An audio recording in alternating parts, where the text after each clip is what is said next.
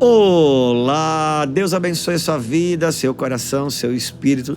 Estamos aqui para mais um episódio da imersão bíblica que estamos aqui construindo juntos, eu, nosso querido pastor Adriel, nessa construção ou reconstrução, por assim dizer, porque temos meditado e entrado nas demandas do livro de Esdras e Neemias, que fala da reconstrução do templo, da reconstrução da cidade e da reconstrução dos muros de Jerusalém à luz da cruz, à luz do Evangelho de Jesus Cristo. A reconstrução do ser humano, da cidade de Deus, da igreja de Deus, a partir do sacrifício e da ressurreição de Jesus Cristo.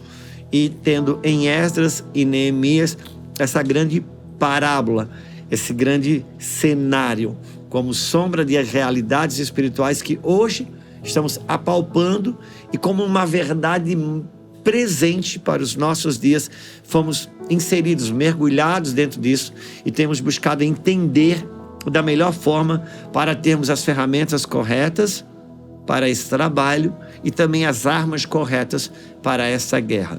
E estou aqui nada mais, nada menos como nosso querido amigo, pastor Adriel, que é um dos presbíteros da casa aqui no Mevan Campinas, que é teólogo, que é um homem acadêmico e então consegue trazer para a gente muito subsídio, muita instrução, que faz a gente se situar num mapa físico, histórico, teológico, que nos dá a condição de juntos a gente fazer as aplicações espirituais do nosso tempo. Então, pastor Adriel, mais uma vez, bem-vindo.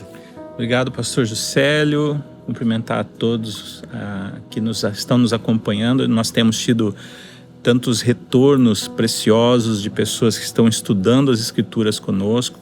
Tenho ouvido pessoas dizerem que não estão assistindo uma única vez, porque há camadas de compreensão que elas estão acessando à medida que repetem o episódio e voltam para a Escritura. Eu acredito que esse é um dos objetivos que nós queríamos, que as pessoas tivessem esse contato com o texto bíblico, contato com o entorno do texto bíblico, com o contexto histórico, cultural, e assim nós pudéssemos então ancorar toda essa compreensão em um regime de revelação, de compreensão do que tudo isso significa e o que tudo isso diz para nós no tempo de hoje.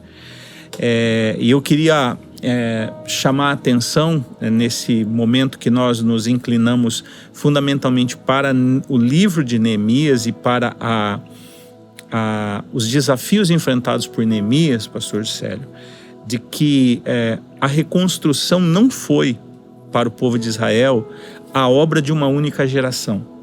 Ela precisou de mais de uma geração, porque a primeira geração foi a que foi para a Babilônia e recebeu aquele encargo de Jeremias: construam casas, orem pelo bem da cidade, plantem vinhas, ou seja, mantenham acesa a esperança de vocês. Mas essa geração, ela morre na Babilônia e uma outra geração volta junto com Zorobabel e o sacerdote Josué. Mas depois, quando Esdras, que nós vimos em edições passadas, ele chega, ele já é uma segunda geração, né? Ele já é uma outra geração. E assim também a geração de Esther é uma outra geração, não é a mesma geração que foi na época de Zorobabel. E agora em Neemias nós temos uma terceira geração, ou seja, ainda havia obras a serem feitas. Ainda havia reconstruções a serem terminadas. Nós vimos nos primeiros episódios que a reconstrução, a queda, ela se dá em 3 níveis, em 3 etapas. Primeiro os muros, depois a cidade, por fim o templo. A restauração, por sua vez, começa pelo templo, passa pela cidade e vai terminar no livro de Neemias com a reconstrução dos muros e uma série de eventos que o acompanham, que é o que nós vamos mergulhar nesse episódio junto com você. Então, a geração de Neemias, ela volta para concluir um processo tão importante e necessário. E assim como a geração de Esdras, a geração de Zorobabel, não falta oposição.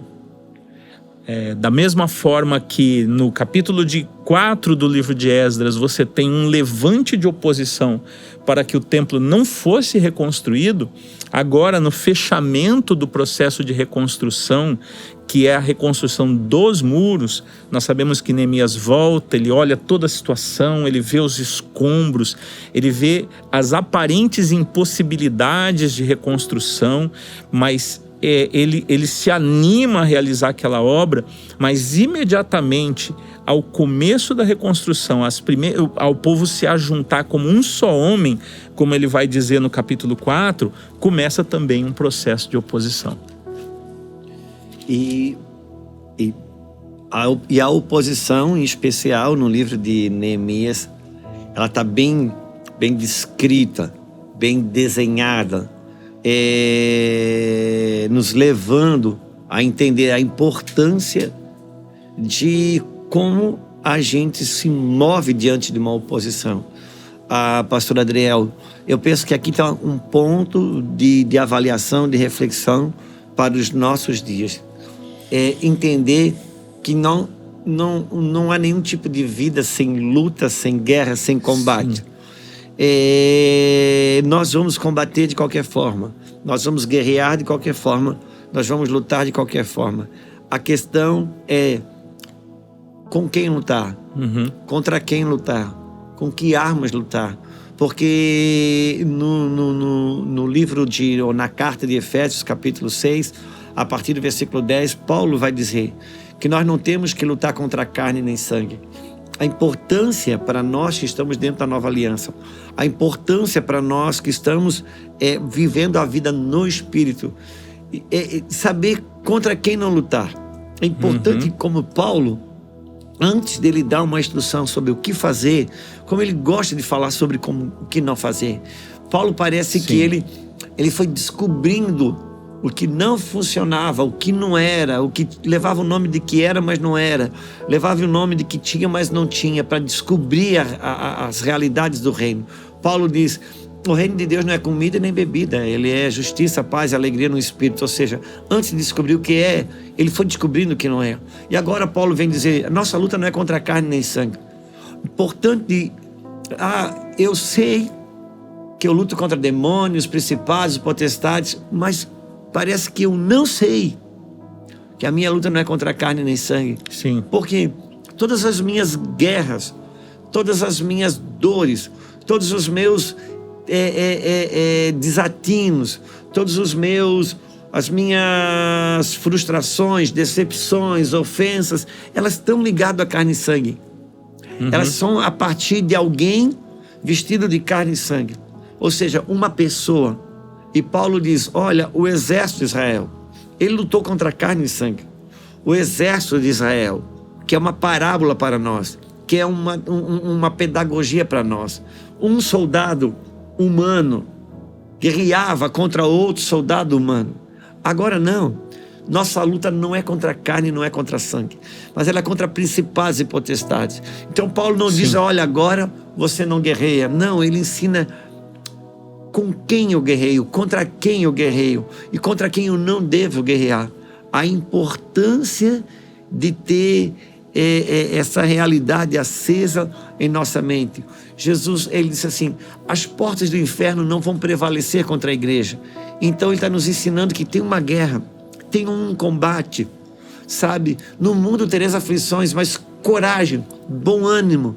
Josué, seja forte. Então há uma guerra, há um combate e há um revestimento. E o apóstolo Paulo chega mais longe quando ele está escrevendo em Efésios capítulo 12 sobre nossa luta não é contra carne nem sangue. Ele está escrevendo isso dentro de uma cadeia. Ele está sentado no chão de uma cadeia. E ele está olhando do lado de fora da grade, ele está olhando um soldado romano, revestido de capacete, de couraça, de espada, de escudo. Ele olha e diz: é isso. Que soldado forte. Os romanos não perdem uma guerra. Que soldado bem equipado. Aí ele começa a ter um desenho da revelação sobre o escudo da fé, sobre a couraça da justiça, sobre a espada do Espírito, o capacete da salvação. Ele começa a olhar para aquele soldado, ele diz: uau, essa é a nossa postura espiritual. Então, no capítulo 4 de Neemias tem muito esclarecimento sobre isso, mas quando Neemias chega no capítulo 1, ele acessa o coração do rei na Babilônia, e o rei dá liberações para ele. No capítulo 2, ele chega em Jerusalém com cartas do rei, e uma coisa que acontece é que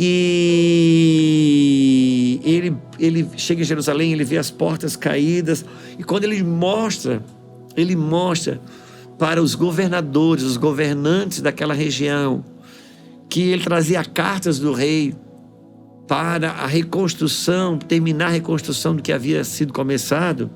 Olha o que diz no capítulo 2 de Neemias, no versículo 10. Disto ficaram sabendo Sambalate, o horonita, e Tobias, o servo amonita. E muitos lhe desagradou que alguém viesse procurar o bem dos filhos de Israel. Muito desagradou. O reino das trevas entra em fúria. O reino das trevas entra em colapso quando o bem dos filhos de Israel está posto, porque o rei mandou cartas. Uau. Quando o rei libera, quando Deus libera favores, quando Deus libera dentro do tempo, nos momentos proféticos, ele libera recursos, ele libera um movimento de cura, de restauração. Como o reino das trevas, ele se opõe. E Sambalate, Tobias eram amonitas, eles eram dos filhos de Amon, e Sambalate e Oronitas é da linhagem de Moabe. Então Moabe pega isso dentro do seu espírito, que aqui é uma chave tão poderosa. Sambalate, ele era da linhagem de Amon, de Moabe, e Tobias da linhagem de Amon. Moabe e Amon eram os filhos do incesto de Ló com suas filhas. É a forma deturpada de desenvolver fruto dentro de uma aliança. É a prostituição que blasfema contra Deus em querer construir família, construir salvação, construir herança familiar, construir prole, construir geração por meio de uma blasfêmia relacional, de uma aliança promíscua. Por isso que toda a reconstrução desse templo, chamado Juscelio, toda a reconstrução desse templo aí, coloca a mão no seu peito, dê o seu nome agora. A reconstrução da igreja, a reconstrução de uma sociedade, o maior embate, o que mais se levanta contra, é o espírito de Moabe e o espírito de Amon, que é a forma ilícita de você querer perpetuar a aliança, a forma ilícita, promíscua. Por isso que não tem como você desenvolver uma vida de reconstrução em Deus se você não, sem passar pelas guerras do espírito da lascívia, o espírito da promiscuidade, o espírito da imoralidade, porque eles dilaceram toda a estrutura familiar. O espírito de Jezabel, que é o principado mais alto que luta contra um padrão familiar de Deus na terra. O último estágio de Jezabel, quando Jeú vai derrubar Jezabel, a Bíblia diz que ela pinta em volta dos olhos a sedução. Sim. Ela abre uma janela, ela enfeita a cabeça, ela pinta em volta dos olhos.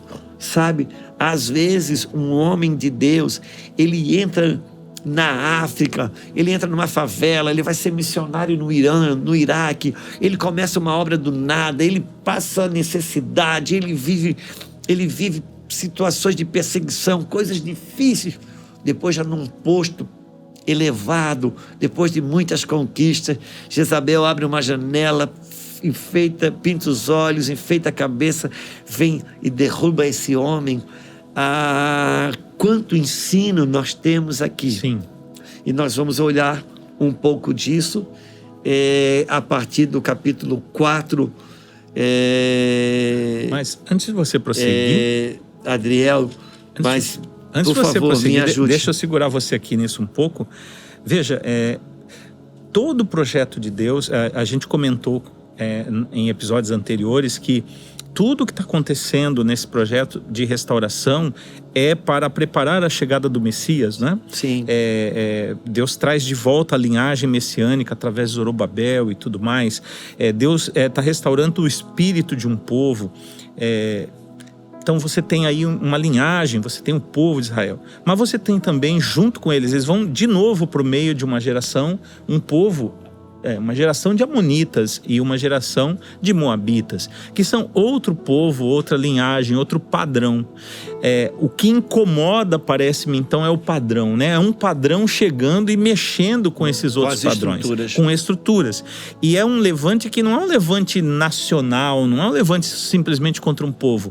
É contra uma proposta de vida, uma proposta de família, uma proposta de estrutura realmente que forja gerações. E é contra isso, parece-me, que então todo o tempo o povo está lutando ali. Eu amei essa colocação. Acho até que você poderia nos trazer mais sobre isso, Adriel. É o fato de que, espiritualmente falando, o que chega é um governo trazendo um padrão que fere, denuncia, que incomoda o padrão estabelecido. Padrão estabelecido. Então, toda a reconstrução do templo, a reconstrução de Jerusalém e a reconstrução do muro visa entregar uma estrutura que hospede um padrão. Um padrão de Deus. Isso. Um padrão de Deus. E ele passa diretamente pela redefinição de aliança, exatamente, de fidelidade, de família. E porque no final das contas você tem uma nação, você tem um povo que começa de um homem e de sua mulher e do seu filho. É uma família, é uma casa. Capítulo 19, versículo 18 de Gênesis, Deus pede para Abraão. Na verdade, Deus afirma: eu escolhi Abraão para que ele ponha em ordem a vida dos seus filhos. Então, parece-me que no cerne de tudo tem o padrão familiar, que é o que sustenta tudo. O retorno do cativeiro visa trazer uma casa, uma família que é da linhagem de Davi, para que da casa de Davi chegue o Messias. E então, por mais que os olhos estejam sobre o projeto de cidade, o projeto de nação, o templo, a adoração, os sacerdotes, os cordeiros, os bois que morrem, mas se você não tem lá na base o padrão, você não tem muita coisa. Por isso que Deus traz o seu povo de volta e ele traz uma linhagem. Ele traz uma ordem para que a terra seja ordenada de novo.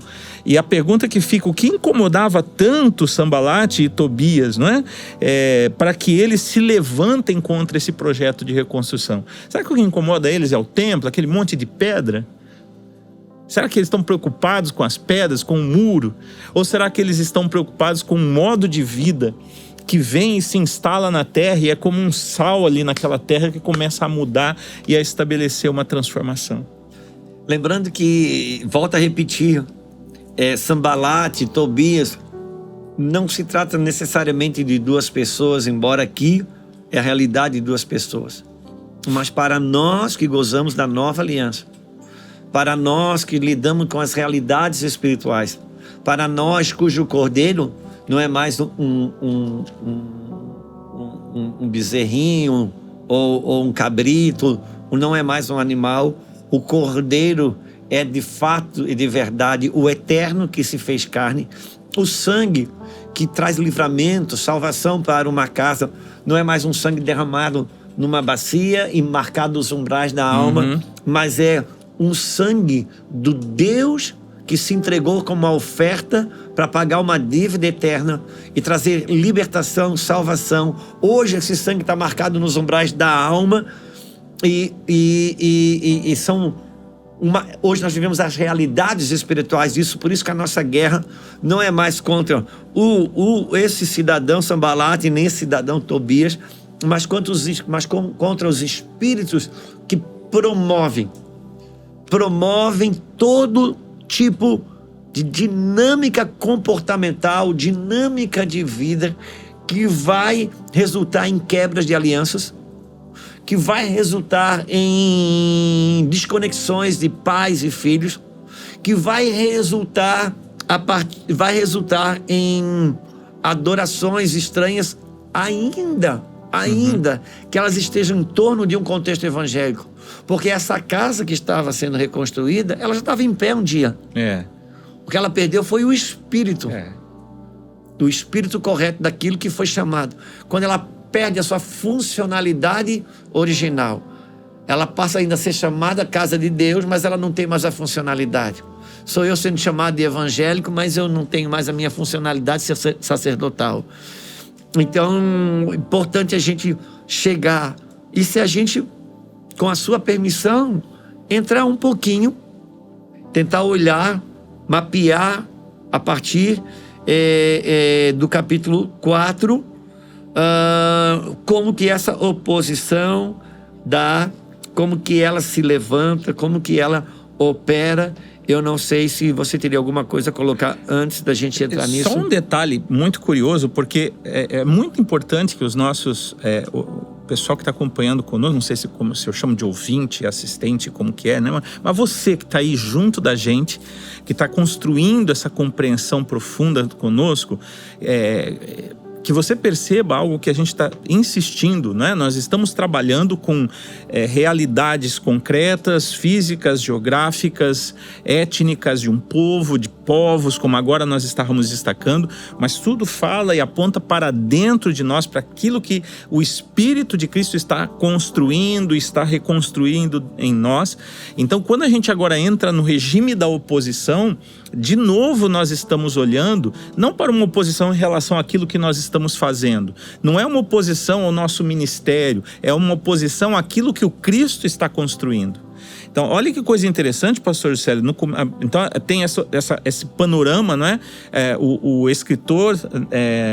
o escritor sagrado coloca para nós que tem agentes de oposição se levantando, da etnicidade deles, mas muito mais para apontar para nós essas origens, a origem de padrões que essas etnicidades trazem, amonita, moabita. E aí no capítulo 3 ele vai começar a elencar então quem vai estar trabalhando, quem que está trabalhando agora nessa nova etapa de reconstrução. Passou a reconstrução do templo, agora é a reconstrução do muro.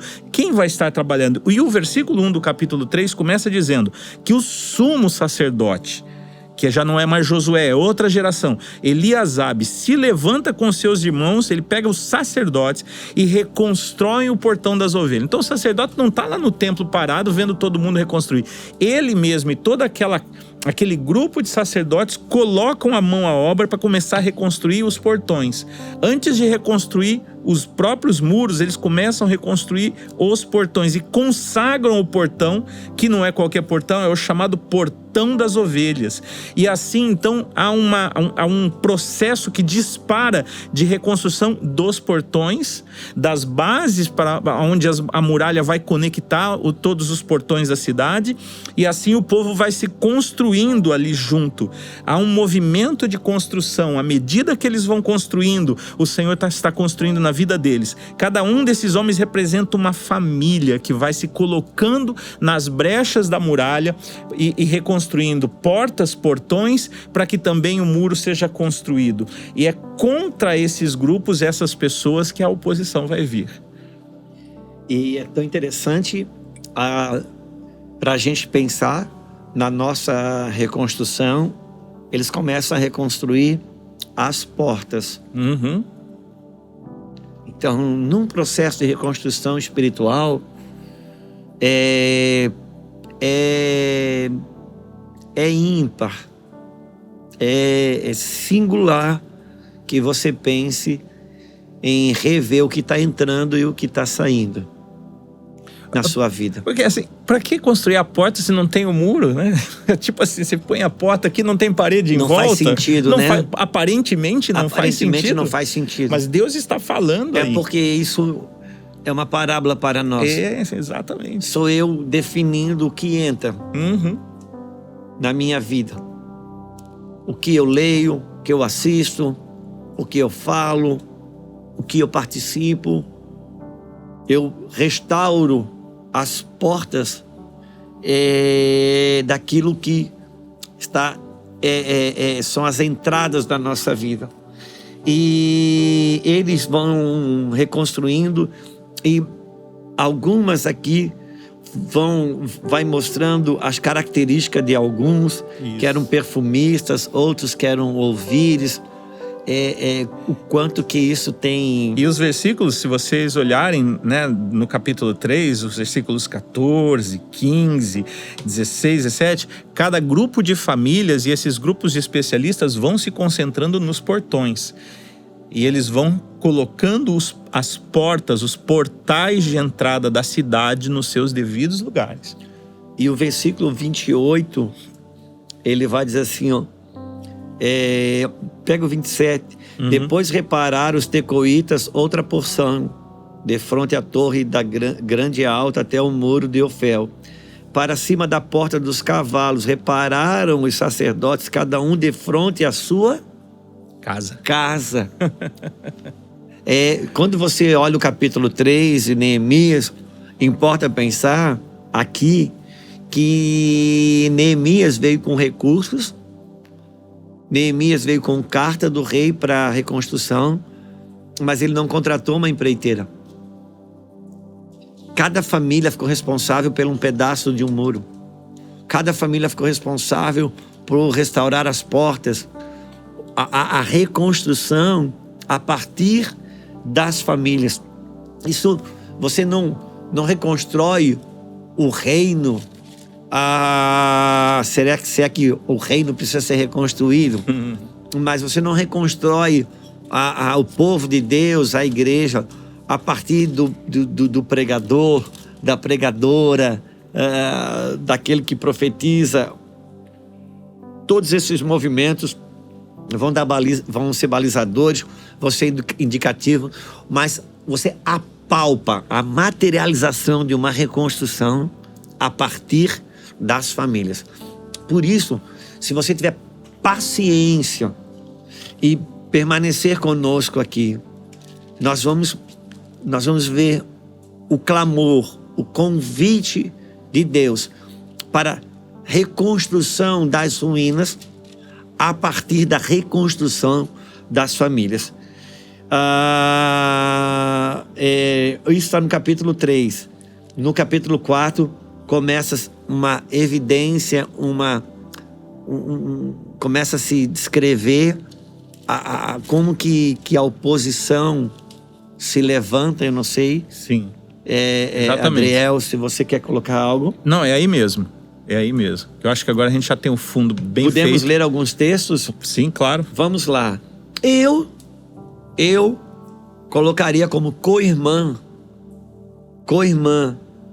ou co-irmão do capítulo 4 de Neemias, o Efésios capítulo 6, a partir do versículo 10. Que nós não temos que lutar contra carne nem sangue, mas contra principados, potestades, contra os poderes invisíveis da maldade. Porque eu toco nessa tecla, porque houve um tempo, Adriel, que se atribuía tudo ao diabo. Então, eu vivi esse tempo. Eu queimei as coisas que eram da Disney, eu botei fogo no Mickey, no Fofão, eu botei fogo no Bob Esponja, eu deixei a Isabel sem brinquedo. E, ok, era a minha entrega. Havia uma realidade ali. Hoje, aquele tempo era escondido, era oculto. Nossos exageros eram a partir de uma coisa que não estava clara. Sim. Então, assim, você está no escuro, você entendeu que tem coisa para derrubar, você vai batendo em tudo. Hoje que as coisas estão claras, Sim. hoje que as coisas estão expostas, elas foram abraçadas como normal. E ainda usa o nosso exagero daquela época Para dizer que estava para errado. justificar os abraços hoje do mundo das trevas adentrando os lares. Mas eu quero colocar esse capítulo 4 em irmandade com Efésios, capítulo 6, a partir do versículo 10. Aqui vai dizer assim, ó: tendo Sambalate, olha o Sambalate, Olha o ele. espírito do Amonita, o espírito da imoralidade, o espírito da sensualidade, o espírito desse universo promíscuo que troca, que distorce a nossa constituição, a matriz da nossa sexualidade. Uhum. Porque se eu me conheço a partir da descoberta da minha identidade, agora você imagina, a premissa da minha identidade é a minha sexualidade. Se eu sofro distorção na premissa da identidade, Sim. quando que eu vou descobrir quem eu sou? E se eu não sei quem eu sou, não saberei para onde vou, porque identidade é origem Sim. e promove destino. Então, aqui quando fala que Sambalate se indignou muito e escarneceu dos judeus, então falou na presença dos seus irmãos e dos judeus de Samaria e disse: que fazem esses fracos judeus?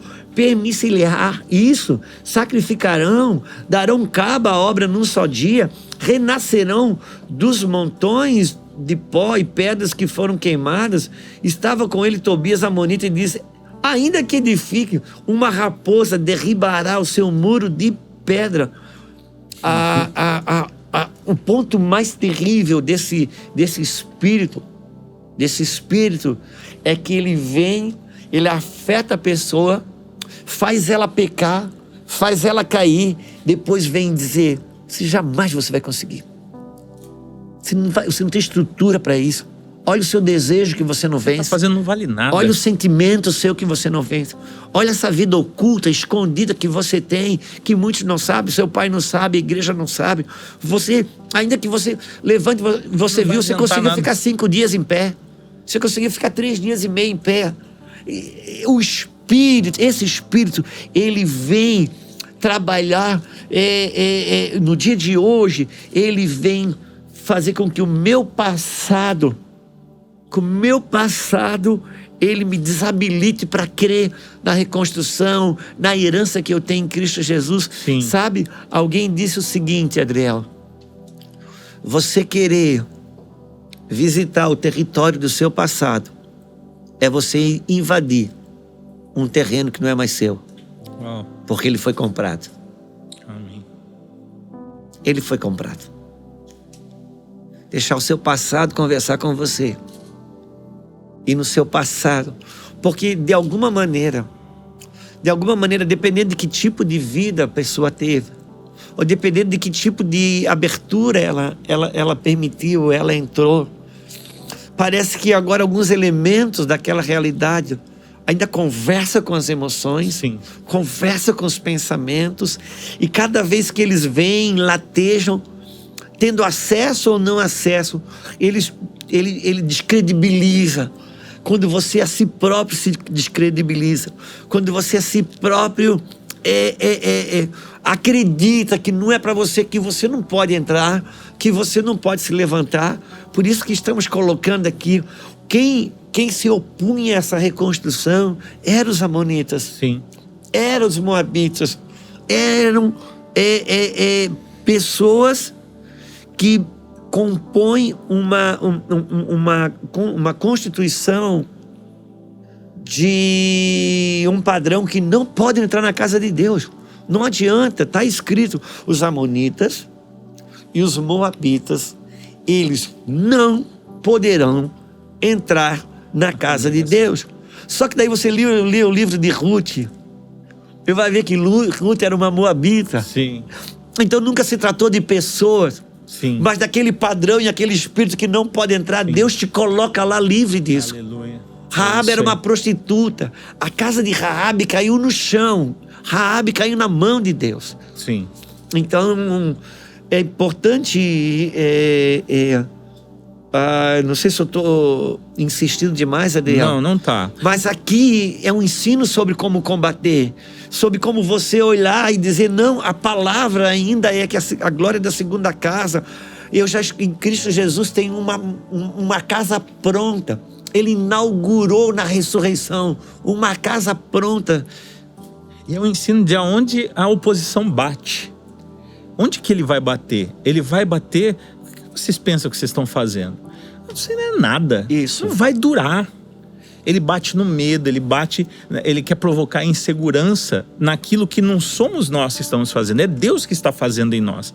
Porque em última análise, em última instância, a reconstrução não somos nós quem fazemos, é Deus fazendo em nós e através de nós. É a partir das nossas entregas, um aprofundamento e um alargamento de Deus à nossa vida, que não somos nós mesmos que sustentamos. Não é sobre performance. Não é sobre performance. Não é sobre performance. Casando com Efésios capítulo 3, versículo 10, que vai dizer que nós fomos recriados para as novas obras que de antemão já estão preparadas. Não é sobre nós. Então, não é o quanto que eu faço, mas é o quanto que eu me rendo ao que Cristo já fez e deixo Ele fazer agora. Vocês acham que vocês estão fazendo que vocês vão pegar pedra que virou pó e vão fazer pedra de novo? É um desestímulo a confiar naquilo. Porque essa frase é uma frase sobre impossibilidade. Por isso que ele está dizendo, até uma raposa vai destruir o que vocês estão fazendo. E isso é uma conversa, aquela conversa interior. Isso. Sabe, aquele diálogo interior. Não é alguém necessariamente falando para mim. Não, porque hoje eu não luto mais contra carne e sangue. Aquele diálogo interior que todo ser humano tem. Isso. Que você conversa com você mesmo dizendo, não vai dar. E ele se levanta no versículo 4 e diz, ouve nosso Deus, pois estamos sendo desprezados. E quando a gente é desprezado, você lida com todas as suas áreas de rejeição. Sim. Com todas as áreas de rejeição. Porque você é que é levado a se desprezar. Lembra como os 12 espias entraram na terra, e eles voltaram dizendo, olha, nós somos aos olhos deles como gafanhoto, e nós, aos nossos próprios olhos, somos como gafanhoto dentro deles. Quer dizer, eles nunca conversaram com um gigante daquele, como que eles sabiam? Não, mas como ele se via como um gafanhoto, ele projetava no outro, que é assim. Então, um desprezo consigo mesmo. Aí, pode ver que é nos dias do desprezo pessoal que você chuta o balde, você come o açúcar que você não podia comer. Você chuta o balde e você fala aquilo que você não queria falar. Pessoas vão no extremo mais alto, vão lá e se tatuam. Aquela tatuagem que o cara diz, não vou fazer. O dia que ele tá mal, ele vai lá e faz. Nunca ninguém tatuou um dia que saiu de jejum e oração e saiu para tatuar. Tava super bem com Deus. Não. Conversa com os adolescentes.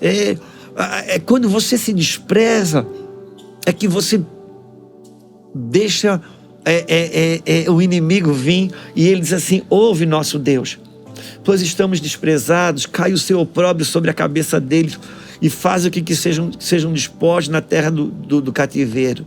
Não lhes encubras a iniquidade, não se risque diante de ti o seu pecado, pois te provocaram a ira na presença dos que o edificaram. Provocaram a ira na presença. Porque, sabe quando o Pedro diz assim, tu és o Cristo, filho do Deus vivo? Daqui a pouco o diabo vai fundo em Pedro. Por quê? Porque Deus Jesus tinha acabado de inaugurar Pedro como uma pedra de edificação.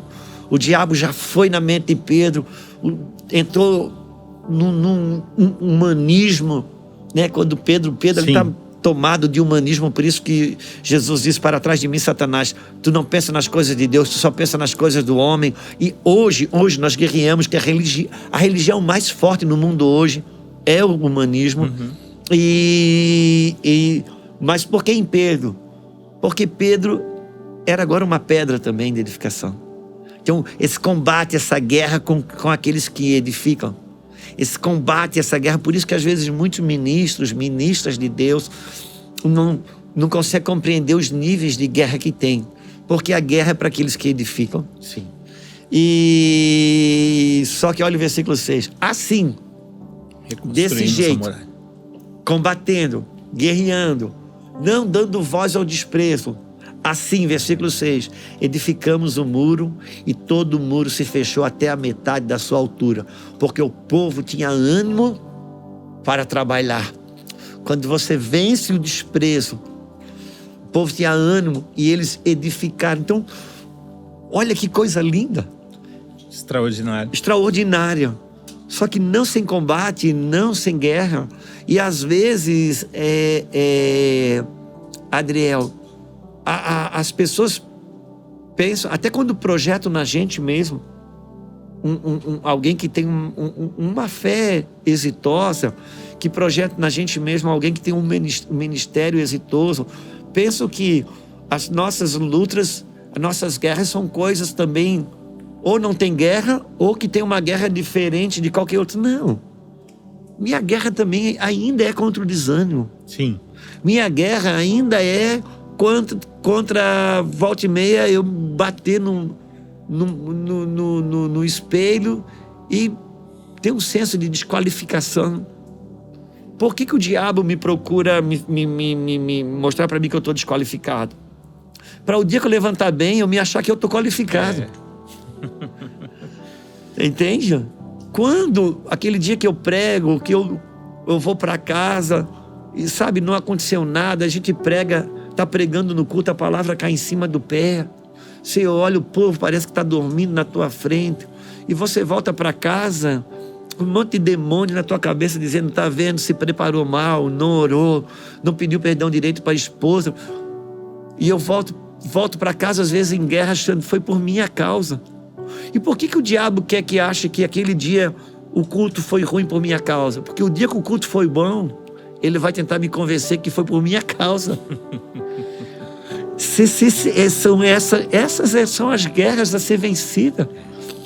E depois vem a guerra da ofensa. Isso tudo está aqui. E olha que quando eles vão até meia altura e eles fecham tudo, Adriel. E no versículo 7 vai dizendo assim: mas ouvindo Sanbalate e Tobias, os arábios, os amonitas e os asdoditas, que a reparação dos muros de Jerusalém ia avante e que já começavam-se a fechar as brechas, ficaram sobremodo irados. Você vê que aqui há um aumento. Aqui até agora era os asdoditas, era os amonitas, os moabitas. Agora já tem os arábios, os asdoditas, e há uma fúria do inferno quando brechas começam a ser aí, quando você começa a ver algumas brechas fechadas, a gente pensa agora que vai viver um mar de rosa, e você vê uma fúria do inferno vindo contra você, querendo fazer você acreditar que você não evoluiu, você não avançou, você não cresceu. Sim. Enquanto o Espírito tenta me convencer, não. Esses níveis de guerra aumentaram exatamente porque você está consolidando. É aquele grito de desespero final do diabo. Sabe aquele... Você já viu uma pessoa que foi... Alguém orou por uma pessoa endemoniada? Você sabe o que eu estou falando. Aquele chacoalhão que o diabo dá antes de ir embora. Sim. E se você olhar só para aquele chacoalhão, você vai dizer, meu Deus, não. É o chacoalhão. Aquele diabo estava quietinho ali. É o chacoalhão de quem está indo embora. Sim. Então, às vezes, você está avançando algumas medidas de restauração, de cura, de restabelecimento e autoridade, e você se depara com níveis de guerra que te faz achar que você recuou, quando na verdade é o chacoalhão de um grito do inferno de alguém que está perdendo.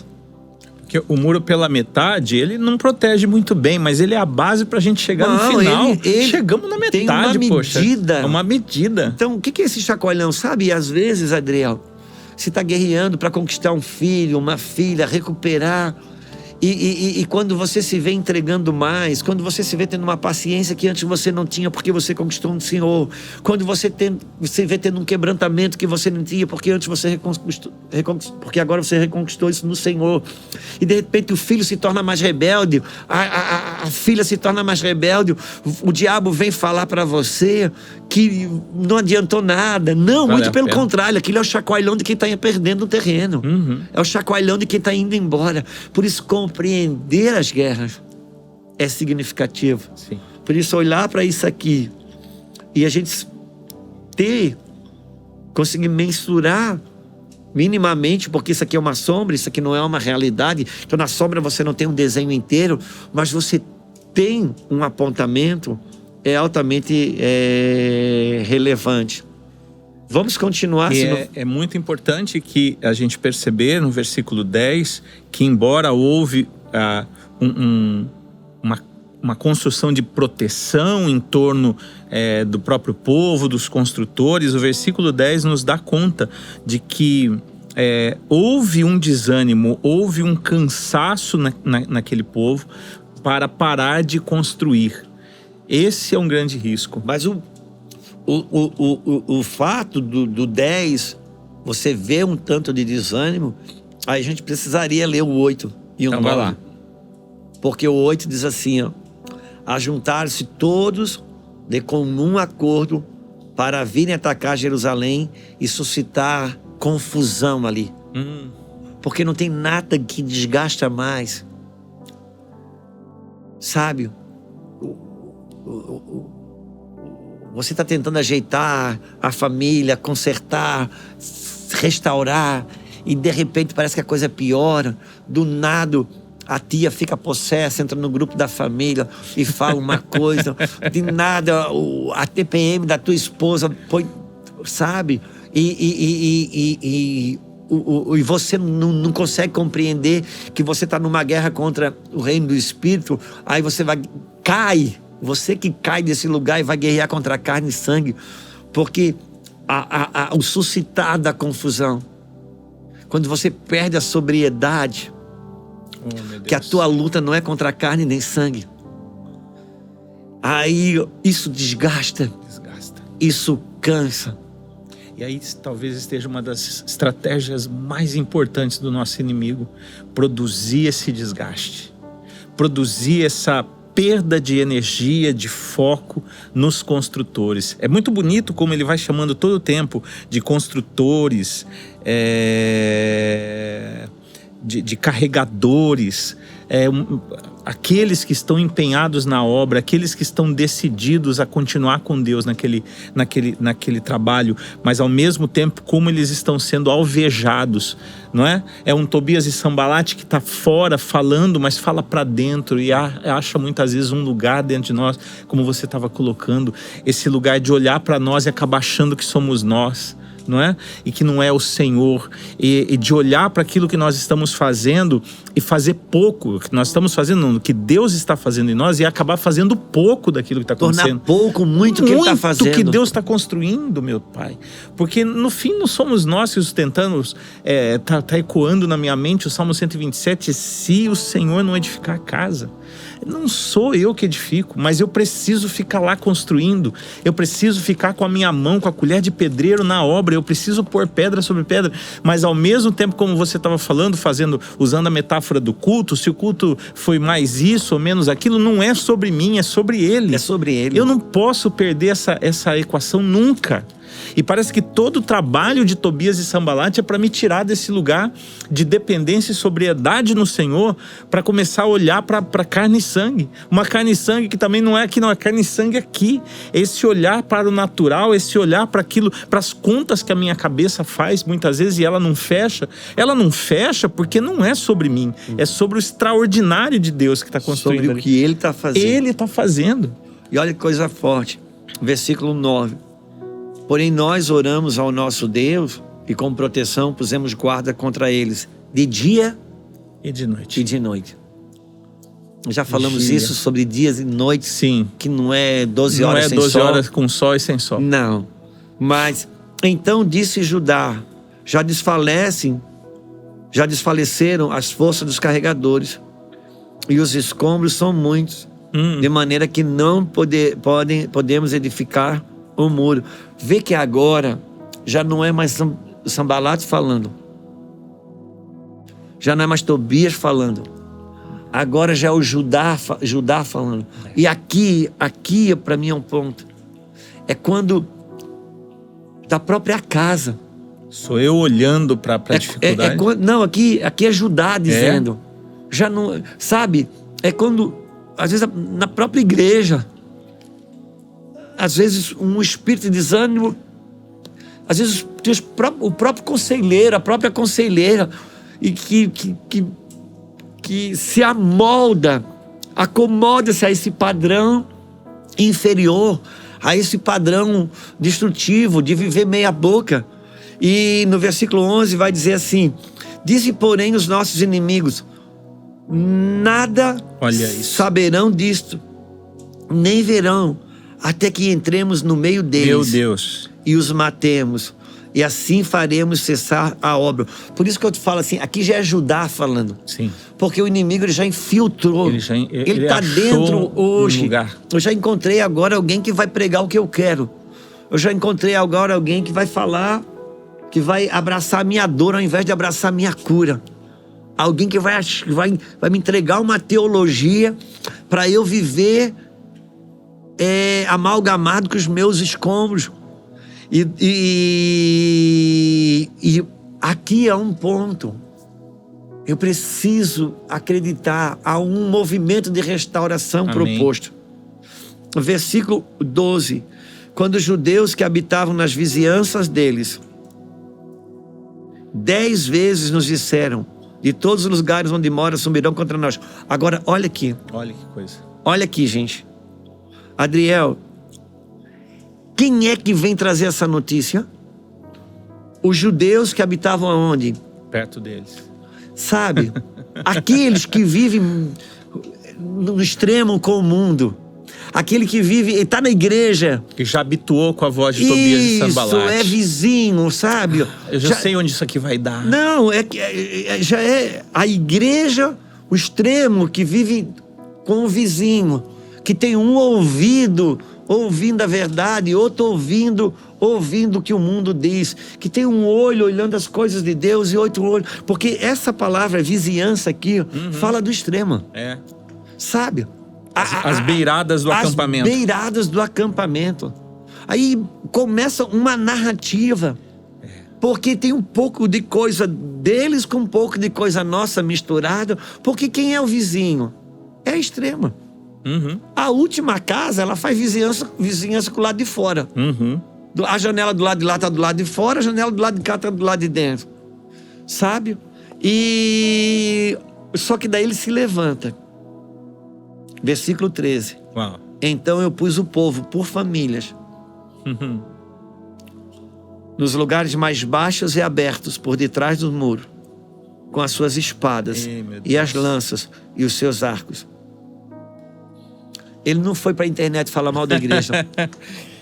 Ele não foi publicar no Instagram, no Facebook: olha, esse aqui está em adultério, olha aquele lá, porque tudo isso são verdades e que precisam ser denunciadas, mas deixa que o próprio Deus faça isso.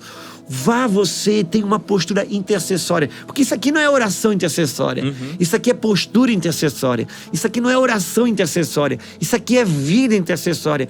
Ele pegou as famílias e disse: vão pegar os lugares mais baixos do muro, os lugares abertos. Vamos para as fragilidades, né?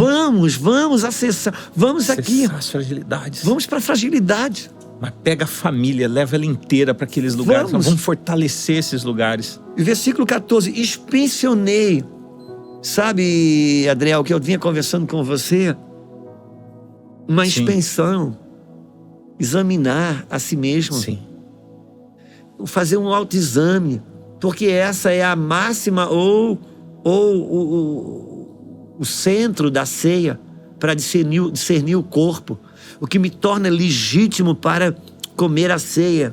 O que me torna legítimo para estar no corpo. O que me torna cura para o corpo. É quando eu, antes de comer, eu me examino a mim mesmo. E no exame que eu faço, eu vou vendo as minhas fragilidades e vamos agora construindo. Eu vou vendo o quanto que Tobias e Sambalate alcançou ali dentro, quanto eco que ainda tem, e vou fechando esses lugares para ele. Né? Como você estava dizendo para mim, a porta, não é? Uma porta aberta, se Deus não entra por ela, o inimigo vai entrar nela. Aqui ele abre e ele vai inspecionar as vulnerabilidades. Ele vai olhar. Eu não sei se cabe falar, mas a vulnerabilidade, ela é um portal. E um portal é algo que, se você não deixar o anjo entrar, o demônio entra. Uhum. Porque o portal é uma abertura que Deus estabelece para ele vir. O mesmo terreno que foi estabelecido para plantar o trigo, enquanto os homens dormiam, o joio foi plantado. Por quê? Porque aquele terreno era um portal para trigo. Mas no sono dos homens, o inimigo plantou o joio. A Bíblia fala que Deus dá aos seus amados enquanto dormem. Por quê? Porque o sono é um portal. Mas a Bíblia diz, não se põe o sol sobre a vossa ira, não deis lugar ao diabo. Ou seja, se eu vou dormir irado, aquele portal fica aberto, ele está aberto, mas Deus não consegue entrar. Quem entra é o inimigo. Minhas vulnerabilidades. O que o apóstolo Paulo diz? Que o poder de Deus se aperfeiçoou aonde? Nas nossas fraquezas. Nas nossas fraquezas. Então minha fraqueza é um portal que me estabelece força. Então se eu não submeter a minha fraqueza à graça divina, para que isso seja transformado em força, o diabo se vale da minha fraqueza e opera através do medo, da culpa, da vergonha, da frieza, da desistência, e todos esses elementos de Sambalate e Tobias vêm vindo. Por isso percebe como isso que você colocou agora sobre o portal da fraqueza está aqui? Está aqui. Porque ele não inspecionou para dizer, tá vendo? Tá vendo? Não vai adiantar, não. Ele se inspecionou para dizer, vamos entrar aqui, a graça de Deus vai cobrir isso aqui. Põe as famílias ali, o Senhor vai sustentar. Põe. E com espadas e com lanças, com arco, vamos guerrear. Vamos guerrear aqui. Inspecionei, versículo 14, dispus-me e disse aos nobres, aos magistrados e ao resto do povo. Tu vê que ele vai na liderança sempre primeiro? Sim, sempre na liderança. Sempre, sempre. E diz, não os temais, lembrai-vos do Senhor. Olha a sua mazela, mas lembre do Senhor. Perceba a sua fraqueza, mas lembre do Senhor. Sabe, porque o diabo vai tentar me inspecionar também. Não tem elemento que faz mais inspeção que a culpa. A culpa me lembra de coisa até de que eu não fiz. E o diabo, não, meu filho. Lembre-se do Senhor. Por isso que a ceia, ao mesmo tempo que a gente na hora de ceia, diz, agora olha aí, lembra de todos os teus pecados.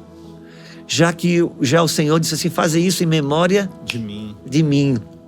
Eu já resolvi esse problema. Faça uma inspeção, mas lembre do que eu fiz, porque o que eu fiz é maior do que o que você fez ou deixou de fazer. Volta em mim.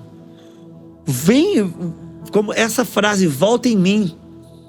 Lembrai-vos do Senhor grande e temível, e pelejai pelos vossos irmãos, vossos filhos, vossas filhas, vossa mulher e a vossa casa.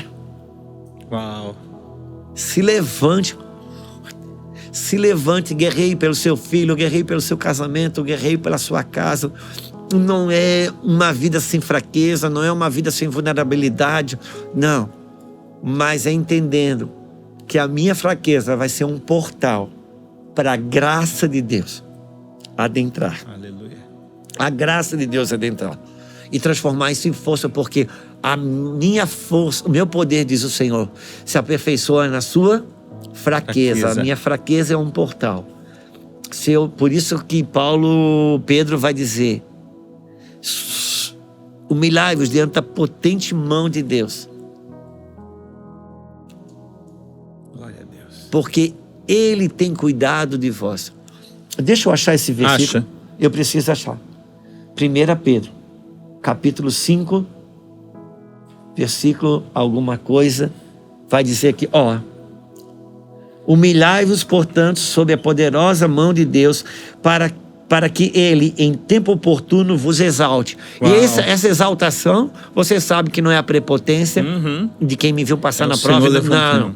Sou eu me restabelecendo em lugar seguro. Mas olha o 7. Olha o 7.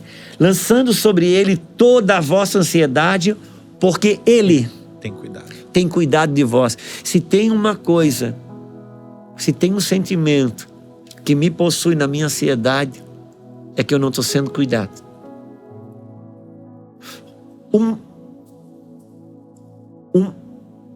A maior mazela de uma mulher casada, a maior seta de uma mulher casada do inferno, não a mulher do inferno, a seta do inferno numa mulher casada, é o sentimento de não estar sendo cuidado.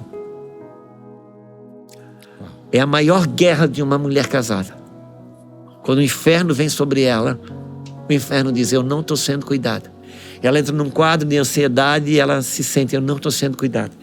Lançando sobre ele toda a vossa ansiedade, porque ele tem cuidado. Sabe, é esse portal sendo coberto, submetido a uma graça que te faz mais forte. Que te faz mais forte. E eu não quero ir para outros lugares, eu vou voltar para Neemias, no capítulo 4. Nós estamos no versículo? Estamos no 14. No 14, que vai dizer assim: e lute pela vossa casa. E sucedeu que, ouvindo os nossos inimigos, que já sabíamos, que já o sabíamos, porque o que nós estamos fazendo aqui?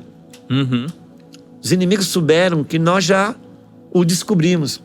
Nós sabíamos, é o que nós estamos, é a luz que está entrando aqui, a forma com que o inimigo age, e que Deus tinha frustrado o desígnio deles.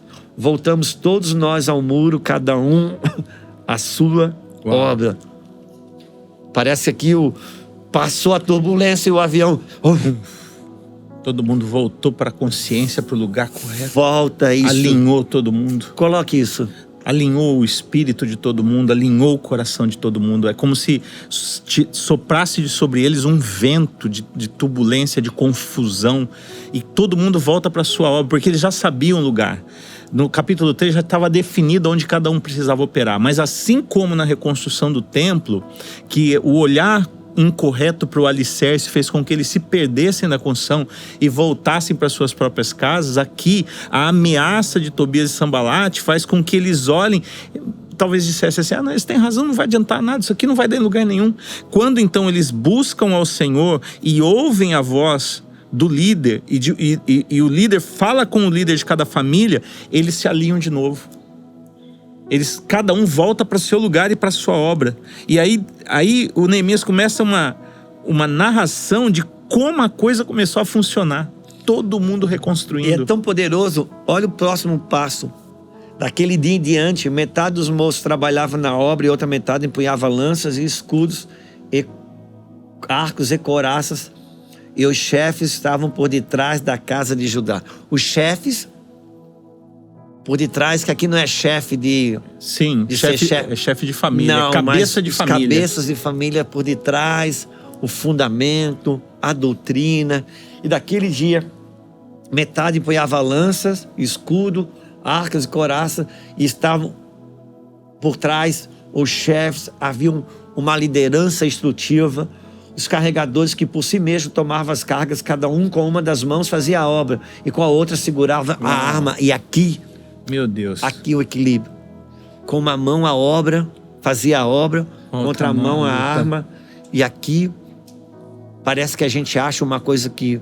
porque se o Senhor não edificar a casa, em vão trabalhos que edificam. Sim. Se o Senhor não guardar a cidade, em vão vigia a sentinela. E parece que aqui nós temos duas realidades. Principalmente no Brasil, sabe? O tradicional, o pentecostal... o que é do fogo, o que é da Bíblia. E eles, aqui não.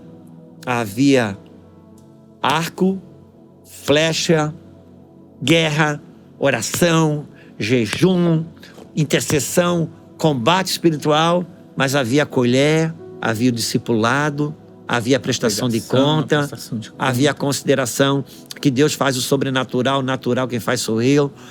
Então, Aqui os carregadores com uma das mãos faziam a obra e outros seguravam a arma.